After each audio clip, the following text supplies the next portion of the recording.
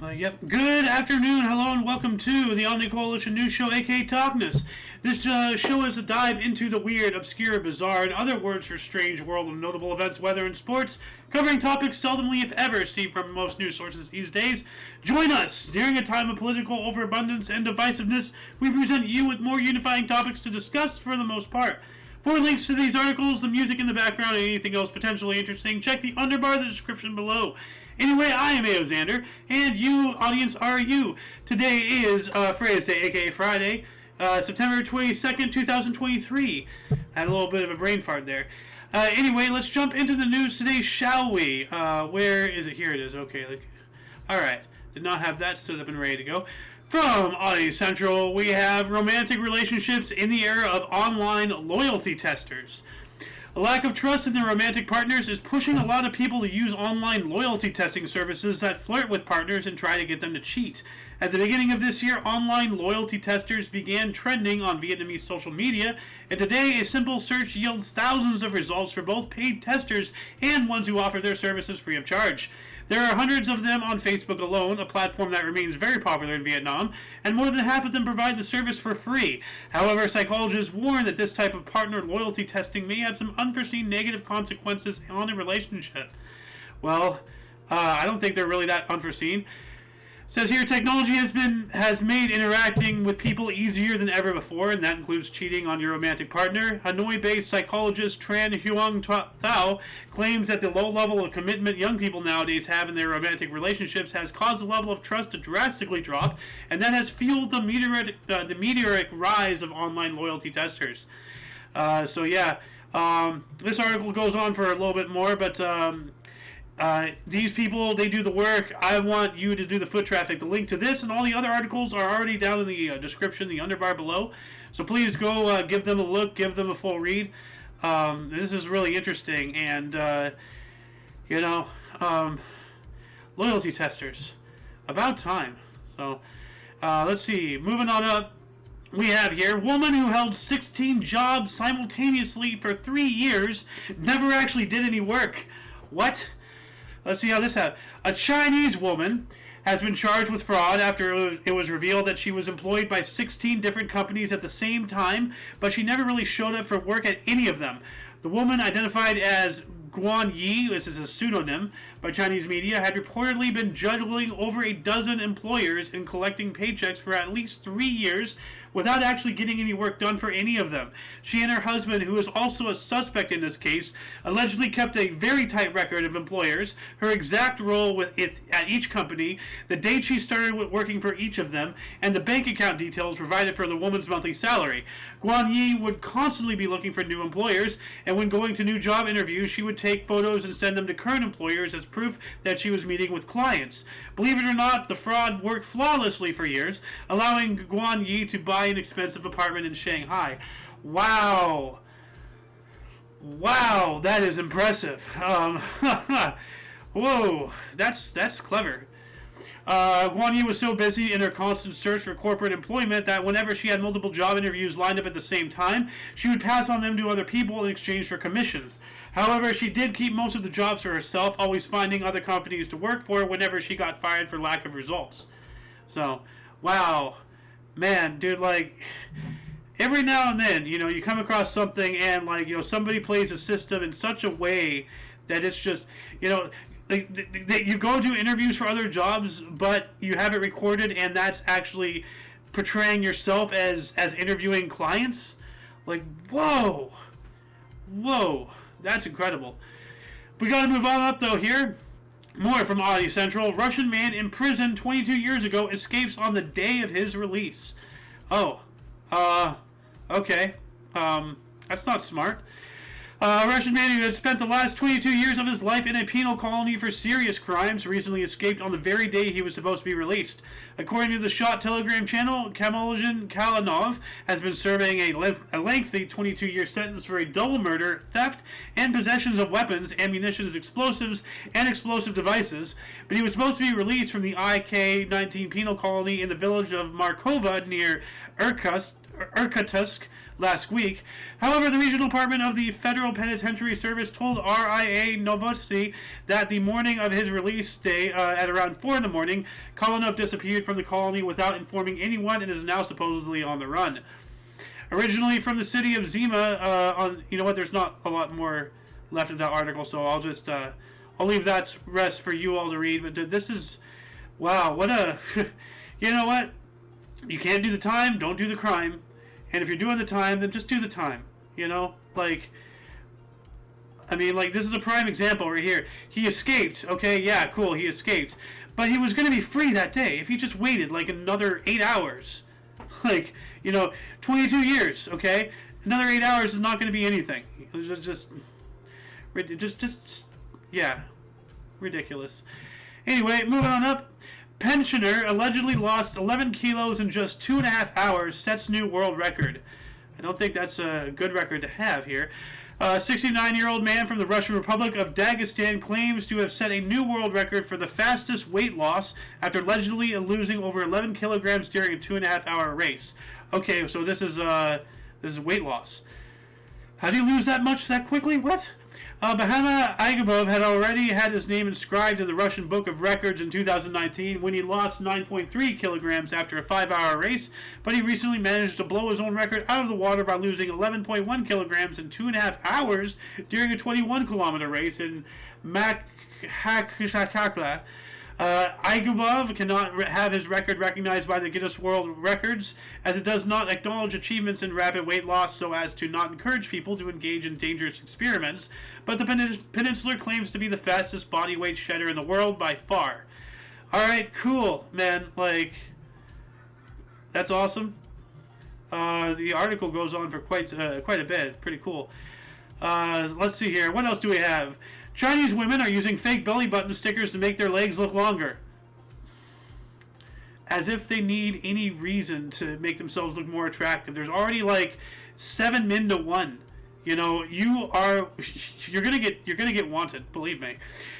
Belly button stickers are apparently all the rage in China these days, as a growing number of women are reportedly using them as a way of making their legs appear longer. There is a curious beauty trend going on in China right now. Young women are paying 5 to 10 RMB, or 70 cents to $1.40, for sheets of temporary tattoos designed to look like belly buttons. These stickers are usually placed a few centimeters above the real navel, which is then concealed with skirts or pants in order to make the torso seem shorter and the legs longer. It sounds pretty dumb, but belly button sticker manufacturers are struggling to keep up with demand, and social media platforms like Jianghangzhu are being flooded with video tutorials on how to use the temporary tattoos and clips showing their effects on the wearer. So, wow, that is, yeah, huh. Oh, and they also have, like, you know, wrist tattoos and stuff like that. What in the... That is different. What else do we have? India's teenage slum princess, a real-life Cinderella story. Alright.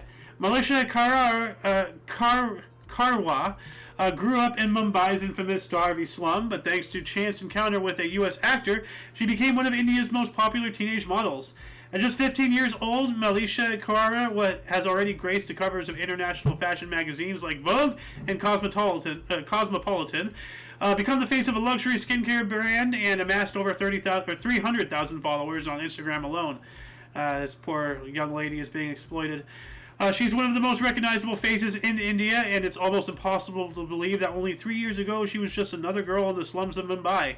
It was only thanks to a lucky encounter with Step Up to the Streets and Grey's Anatomy actor Robert Hoffman that her life changed drastically and she got the chance to live out her childhood fantasy of one day becoming a fashion model. So, 3 years ago, Robert Hoffman was in Mumbai to shoot a music video when she noticed this striking looking, Robert Hoffman, when she noticed a striking-looking girl sitting on a mattress inside a makeshift tent. He talked to her. Okay, so now he's a he. And later posted a video of her on social media, which went viral almost instantly. Before long, Malisha was an international sensation, and audition opportunities were pouring in. All right, well, I mean, that's cool, but also, like, I don't, you know, stories like this don't always, well, very, very seldomly do end well, because she's going to get exploited, she's going to turn to drugs, she's going to... I don't know. Like, I'm not guaranteeing this, but just, look at all the child actors and actresses, out here. Sorry, I had to take a sip of water. But best of luck to her. Anyway, what else do we got? More from Oddity Central. Artist ordered to repay museum $76,000 after turning in blank canvases as artworks. Alright. Danish artist Jens Hanning has been ordered to repay the Kunststein Museum of Aalborg 532,000 kroner, or $76,000, after handing in 2 blank canvases as artworks in a project he named Take the Money and Run. In 2021, Jens Hanning, a Danish conceptual artist whose work focuses on power and inequality, was commissioned by the Kunststein Museum of Modern Art in Aalborg to recreate 2 of his earlier artworks, for which he had used a bunch of banknotes to represent the average income in Denmark and Austria. The artist agreed, and the museum provided about 532,000 kroner, or $76,000, for him to recreate the art pieces, including a fee of 40,000 kroner. Only when the museum staff unpacked the 2 artworks from Hanning, they found 2 blank canvases titled "Take the Money and Run." Wow, the museum put the new artworks on display, but still asked the artist to return the hundreds of krone he was supposed to use to recreate the previous pieces, and when he refused, it launched a legal action against him. The legal documents stated that Hanning was only loaned 532,000 kroner to use as a medium for the artworks. Well, this guy sounds like a real scumbag, Why not just recreate what you've done? Just do your job, man. Take the money and run? Are you kidding me? Are you kidding me? You scumbag. Anyway, moving on up. Autistic boy wins national golf tournament after playing only 3 rounds his entire life. Wow. Autism is really interesting. I mean, there's this one thing where, I don't remember exactly what quote-unquote disorder this one guy had, but after, one flight on a helicopter above Manhattan, he recreated the entire everything he saw, just drew it with hand, and the whole thing, and it was phenomenal. Anyway, 12-year-old Bailey Tipa Taru has become the talk of the town in his native New Zealand after winning a national golf tournament, despite having played just 3 rounds of golf his entire life. Playing with borrowed clubs and wearing baseball sneakers, Bailey Tipa Taru managed to score an impressive 87 Stableford points during his 3 9-hole rounds at this year's Association of Intermediate and Middle Schools AIMS Games. His feat is even more impressive when you consider that he had previously only played 3 full rounds of golf his entire life. A few months back, his teacher aide noticed that the 12-year-old autistic boy loved swinging a stick all the time, so he suggested he tried golf. Bailey said okay. Despite having only completed 3 rounds of golf, he managed to beat everyone at the recent Ames Games and take home the gold. All right, let's have a cheer for this guy. Where is it? There it is. Cool, man. Might be looking at the next Tiger Woods, minus all the bad stuff. But yeah, nice. Keep an eye on that kid. What else do we have? Trans age man identifies as 28 years old despite being born 39 years ago. It's begun. It begins. Trans age. This is how all these certain people are going to be able to date certain other people legally by, forcing all of this trans, crap down our throats in another way. So, a 39-year-old Japanese man has been described as trans age after reportedly identifying as 28 because it's an age that better describes his still immature personality. Well, just grow up mentally, just holding on to the past. In the age of self-identified diversity, where anyone is free to identify as whatever they want, a Japanese man has come out as trans age, meaning that he chooses to identify as 28 years old despite having been born 39 years ago. The Kyoto-based man known only as Jackie appeared on the reality show Abima Prime, where he explained that he didn't feel comfortable as a 39-year-old man, so he decided to be 28 instead. Apparently, the trans-age man settled on this particular age because it strikes a good balance between being an adult and still having a childish side without attracting the judgment of others. Well, let me tell you, my friend, you will get the judgment of others even more. So, at least I hope so. At least the way the world used to be. So, trans age, are you kidding me? Oh my goodness. You know, I gotta put this in the kick peanut. Actually, I have a couple things to put into the kick peanut.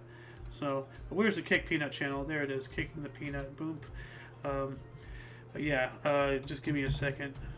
Where's that one? The loyalty thing that I talked about at the very beginning. Definitely need that. So, put that in there. Get rid of the embeds. All right. Let's move on up here. World's smallest commercially available camera is the size of a grain of salt.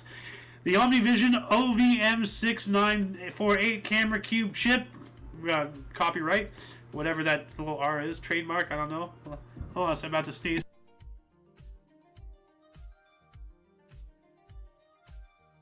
Sorry about that. Holds the record for the world's smallest commercially available camera.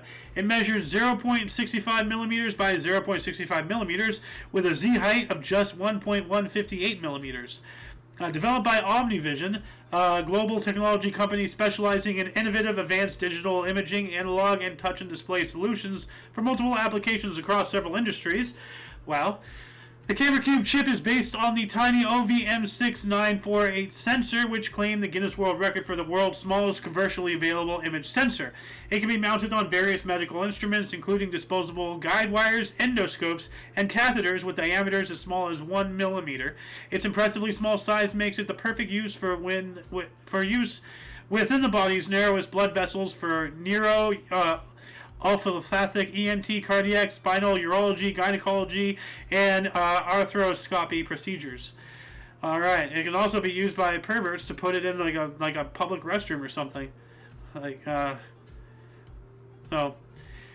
Despite its tiny body, this it offers a high 200 by 200 or 40K pixel backside illuminated resolution, producing high-quality images of some of the most sensitive areas in the human body. It is also the world's only chip-on-tip camera with backside illumination, which delivers better low-light performance to help reduce LED heat. Huh. Look at the size of that. That is very small. All right. What else do we got here? Moving on up to UPI. We have 6 articles left here. From UPI, aka UPI, Michigan Lighthouse launches messages in bottles offering free stays. So I guess if you find a message in a bottle, you can get a free stay at this hotel. The caretakers of a historic Michigan lighthouse are offering free stays at the landmark in an unusual contest involving messages in bottles tossed into the Great Lakes. The White Shoal Light Historical Preservation Society announced the Message in a Bottle contest as part of the lighthouse's 113th anniversary celebrations. The offshore lighthouse, located about 20 miles west of the Mackinac Bridge in Lake Michigan, is the tallest lighthouse on the Great Lakes. Each of the 4 messages in bottles, which were dropped into the Mackinac Straits, contains a message from one of 4 descendants of longtime lightkeeper George Keller. The messages feature various offers for free stay for 1, 2, or up to 5 people. All right. Well, good luck on that. And this will probably be hearing about this from time to time over the next decade or so as people slowly start finding these. Inevitably, one of them is going to sink. They'll probably find it 1,000 years later when the Great Lakes are dried up or whatever. Anyway, more from UPI. Man drinks Capri Sun in 8.02 seconds to recapture world record. Okay. Let's see here.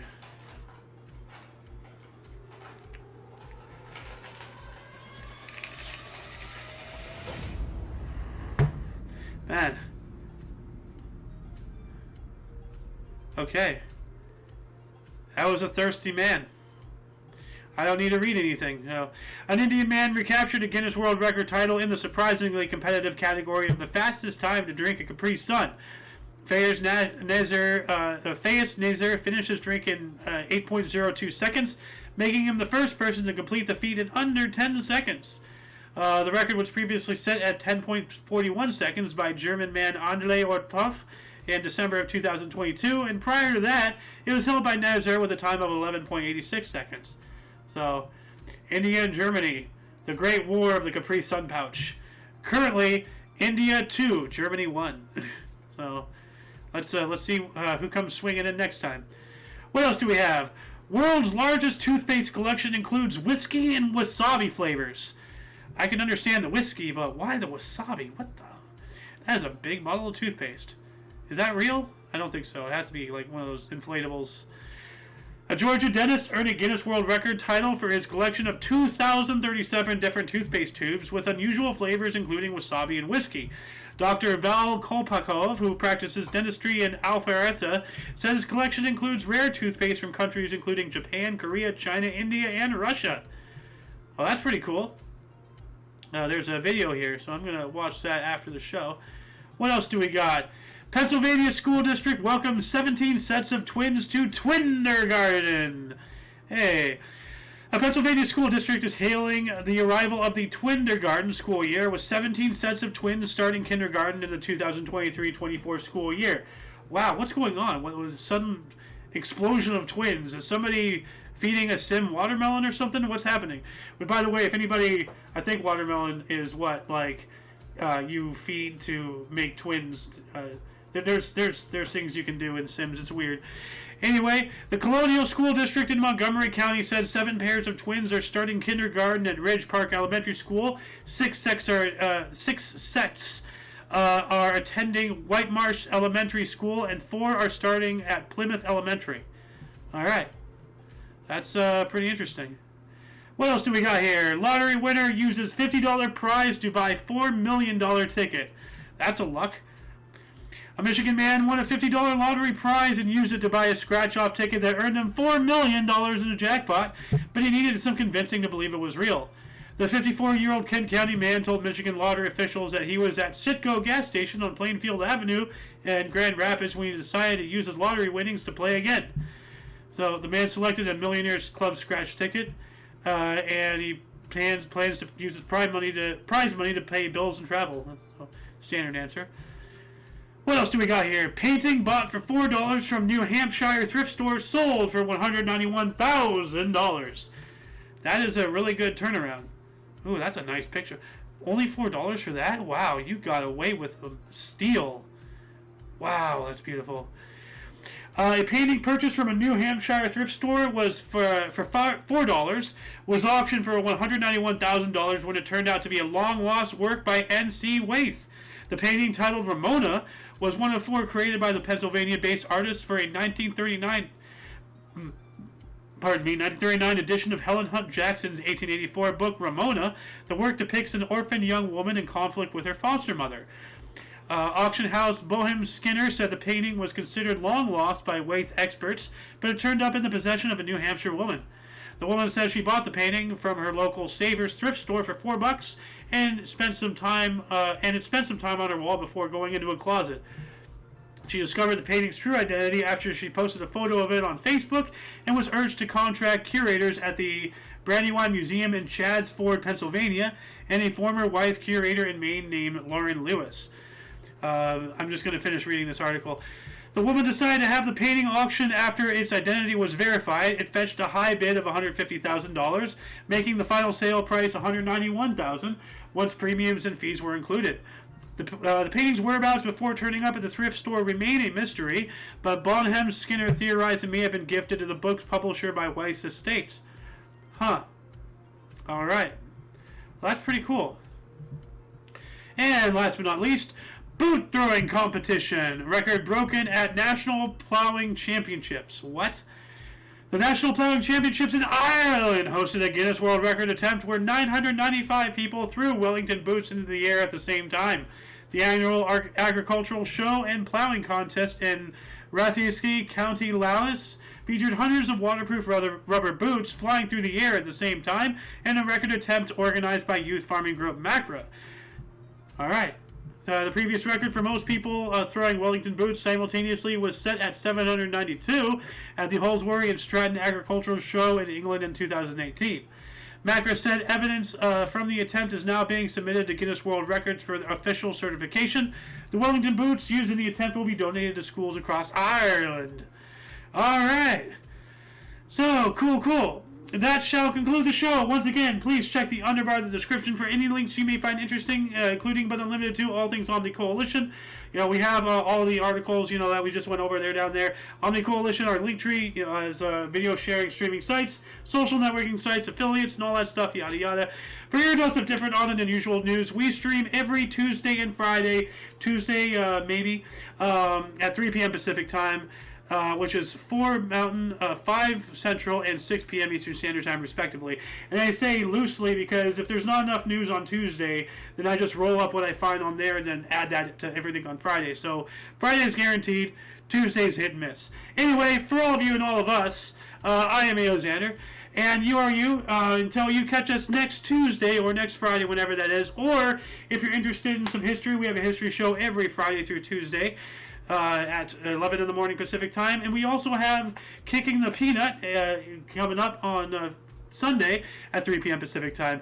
Anyway, until you catch us again, whenever that is, wherever that is, don't forget to look right and left at every intersection, rate 5 thumbs, and subscribe. Toodles!